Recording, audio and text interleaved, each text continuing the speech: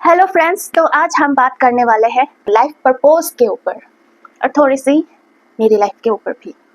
तो आज मैं स्टार्ट करने वाले हूँ 12 साल बाद मेरी क्लासिकल म्यूज़िक का रिवाज। तो हुआ ये था when I was a child, तो बचपन से ही मेरी मम्मी ने बहुत सारी चीज़ों में मुझे लगा दिया। फॉर एग्जांपल म्यूज़िक में लगा दिया, फिर आर्ट में लगा दिया, फिर डांसिंग में लगा दिया, हर चीज़ जो मुझे अच्छी लगी ताकि मैं अपनी टैलेंट को पहचान सकूँ।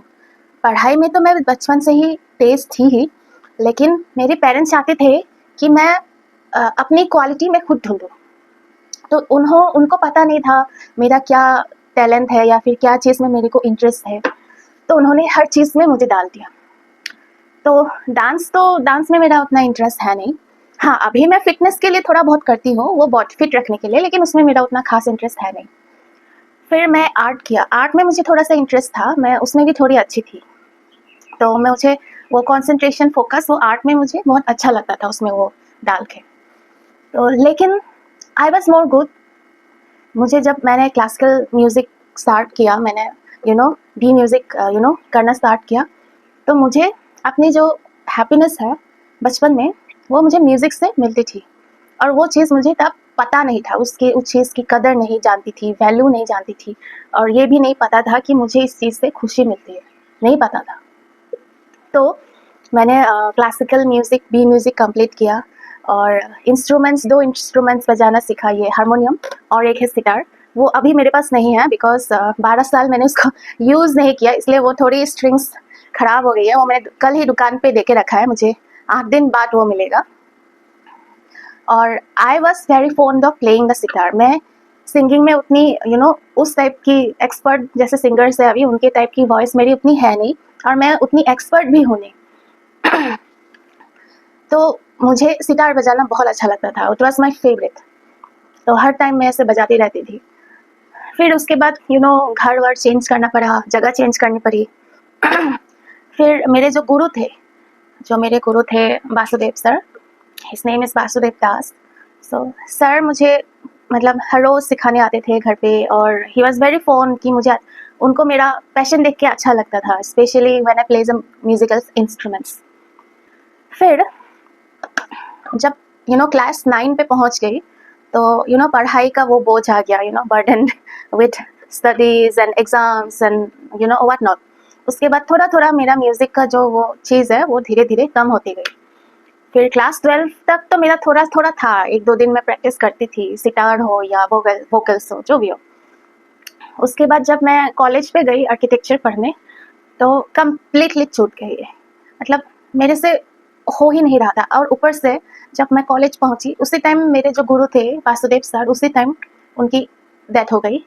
और वासुदेव सर मुझे बहुत प्यार करते थे, मतलब एक गुरु की तरह, एक पिता की तरह, मतलब ही वॉज माई एवरीथिंग। मैं पेरेंट्स से भी ज़्यादा मैं उनको प्यार करती थी या उनकी रेस्पेक्ट करती थी। तो उनके गुजर जाने के बाद मेरे म्यूज़िक से वो जो रिश्ता था, मतलब ऐसा लग गया, एक ट्रॉमा जैसा लग गया, मतलब नहीं हो पाता था मुझसे। और पेरेंट्स भी फोर्स करते रहते ना बच्चे को, ज़्यादा फोर्स बच्चे को मत करो, उनका मतलब जितना उसको फोर्स करोगे उसका उतना ही उस चीज़ से इंटरेस्ट ख़त्म हो जाता है। तो एक ट्रॉमा जैसा वो भी एक बैठ गया था कि अरे नहीं हो रहा है मुझसे, नहीं होगा, सर नहीं है तो मैं क्या ही करूँ, ऐसा फीलिंग आ गया था। फिर उसके बाद आर्किटेक्चर के जो ईयर्स थे, पढ़ाई कर रही थी, उसी पढ़ाई में बिज़ी। फिर जॉब लग गई, जॉब में बिज़ी। लेकिन कहीं ना कहीं मुझे मतलब ऐसा फील हो रहा था कि मैं खुश नहीं हूँ, जो भी कर रही थी, जिसके साथ भी थी, खुश नहीं हूँ। बस खुशी ढूंढने की कोशिश करी बाहर के लोगों से या बाहर के कामों से, वो खुशी नहीं मिल रही थी। फिर मैंने आफ्टर लॉकडाउन वो आर्किटेक्चर मैंने छोड़ दिया। मुझे पता नहीं क्या हुआ, मैं छोड़ दी बस। मुझे खुशी नहीं मिल रही थी या क्या है, मुझे पता नहीं, मैंने उसको छोड़ दिया। और फिर मैंने छोटी छोटी चीज़ें पढ़ाई की, जैसे डिजिटल मार्केटिंग पढ़ाई कर ली, ग्राफिक डिज़ाइनिंग कर ली, कुछ सॉफ्टवेयर सीख लिए। तो उसी से मैं मतलब मुझे इंटर्नशिप भी किया, उसी से मुझे एक कॉर्पोरेट जॉब लग गई। मुझे कॉर्पोरेट जॉब से इतना पसंद नहीं है, पर सर्वाइवल के लिए तो ऑफकोर्स करना ही पड़ेगा। तो मुझे कॉर्पोरेट जॉब लग गई, तो उसमें मैं टीचिंग लाइन में चली गई। तो कॉर्पोरेट होने से भी अगर मैं टीचिंग लाइन में हूँ, कहीं ना कहीं वो भी मुझे खुशी मिल रही थी, क्योंकि I love to be an educator. My mother was also an history professor. मैं उनकी तरह मतलब वो चीज़ मुझे अच्छा लगता था करके, कि मैं इतने साल से अपनी मम्मी को ऐसे देख रही हूँ और मुझे वो चीज़ में मुझे भी थोड़ी बहुत मिल रही है, तो मुझे वो अच्छा लगता था। तो उस चीज़ से मुझे थोड़ी बहुत खुशी मिल रही थी। फिर 2020 के बाद ही फिर मैंने अपना जर्नी जो है स्टार्ट किया, खुद की जर्नी, रियलाइजेशन की जर्नी बोलिए, या फिर लाइफ पर्पस को ढूंढने की कोशिश, या फिर हैप्पीनेस को ढूंढने की कोशिश। फिर मैंने बहुत कुछ किया। मैंने रॉबिनहुड आर्मी ज्वाइन किया अपनी, हो सकता है मुझे कुछ मेरे ही कुछ सवालों के आंसर्स मिल जाए, तो वहाँ पे भी मैंने बहुत सेवा किया। अभी भी करती हूँ, कभी ना कभी जाती हूँ। इतना टाइम तो नहीं दे पाती, मतलब टाइम निकाल लेती हूँ और थोड़ा दूर पड़ता है इसलिए। फिर मैंने ब्रह्मा कुमारीज ज्वाइन किया, वहाँ पे मैंने मेडिटेशन किया। फिर मैंने योगा स्कूल्स ज्वाइन किया। फिर योगा करके मुझे थोड़ी थोड़ी पता नहीं कैसे रियलाइजेशन स्टार्ट हो गया कि अरे इसमें ये जो कर रही हूँ मैं, ये तो मुझे मेरी खुशी तो मुझे दे नहीं रही अंदर से, क्यों कर रही है ऐसा करके मुझे थोड़ी थोड़ी ड्रॉप बाय ड्रॉप थोड़ी थोड़ी रियलाइजेशन स्टार्ट हो गई। फिर धीरे धीरे करके मैं खुद को जानने का कोशिश करने लगी। लोगों को, जो मेरे फ्रेंड सर्कल थे, पहले के फ्रेंड सर्कल से दूर हो गई, फिर नए फ्रेंड्स बन गए, वो भी बहुत अच्छे, वेरी क्वालिटी फ्रेंड्स। और फिर धीरे धीरे सब कुछ मतलब ऐसे होता है ना, सही होने लगा। और बीच में पेरेंट्स के भी मतलब थोड़ी दोनों हॉस्पिटलाइज हो गए, और मुझे थोड़ी खुद को देखने का भी टाइम नहीं मिला। मैं उस पर ज़्यादा फोकस्ड हो गई। कभी लाइफ आपको ये सब देती रहती है, धक्का। तो उसके बाद फिर धीरे धीरे वो सब भी ठीक होना स्टार्ट हो गया। और फिर मैं इतना कुछ करके, इतना मतलब वो करके, फिर रियलाइज़ हुआ जो मुझे एक्चुअली खुशी मिलती है वो है मेरी म्यूज़िक से, जो मैं बचपन में किया करती थी। और वो थी मेरी सितार बजाना। वो अभी नहीं है मेरे पास, sitar and the vocals that I use to sing classical music. तो वो धीरे धीरे ये 4-5 दिनों से मैं रियलाइज करने लगी, what is actually my life purpose. Life purpose is for me, मेरे लिए।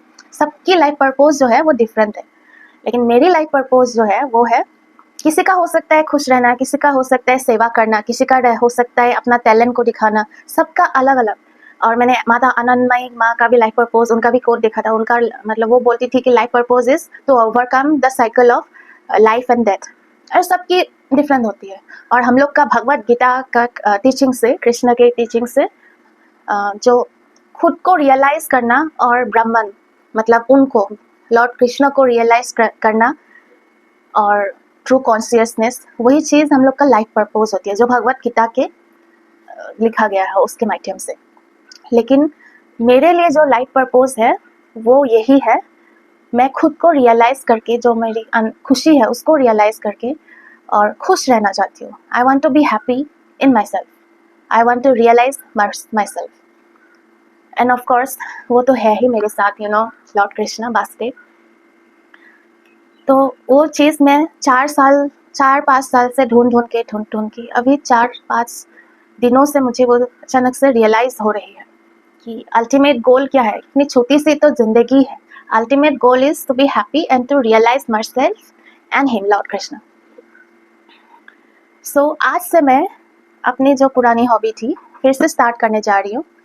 और मैं ट्राई नहीं करूँगी, I will do it every morning at least for 1 hour और 1.5 आवर रिवाज करने की। और हम लोग का जो क्लासिकल सिंगिंग का जो रागास होते हैं वो कुछ नहीं, वो बस भगवान के भजन से, या तो कृष्णा का भजन से होंगे या तो शिव के भजन से या देवी माँ के। ठीक है, मतलब हर एक राग जो है वो एक सीन को प्रेडिक्ट मतलब बताता है, डिस्क्राइब करता है। फॉर एग्जाम्पल जैसे वृंदावनी सारंग भूपाली राग, तो कृष्णा जैसे वृंदावन में खो गए, उसकी माँ उसके लिए रोती है, फिर वो माखन चुराता है, फिर उसके लिए गाती है। हर चीज़ कृष्ण से ही रिलेटेड है, हर कुछ और भी भजन से वो शिव से रिलेटेड है, हर चीज़ उनके लिए ही है। अगर मैं अपनी लाइफ उनको दे नहीं पाऊँ तो मुझे लगता है मेरी जो लाइफ एक्सिस्टेंस है वो बेकार है। तो मैं ट्राई नहीं करूँगी, हर रोज़ करूँगी, ऑफकोर्स हर रोज़ करूँगी कि मैं एक कनेक्शन उनके साथ बना के रखूँ हमेशा, जब तक मैं इस धरती पे हूँ, मेरी लाइफ सांसें चलती रहे, उनके साथ एक कनेक्शन बना के रखूँ। और through my music, through the ragas, through my bhajans, and अपनी खुशी मैं खुद ही अंदर से क्रिएट कर पाऊँ एंड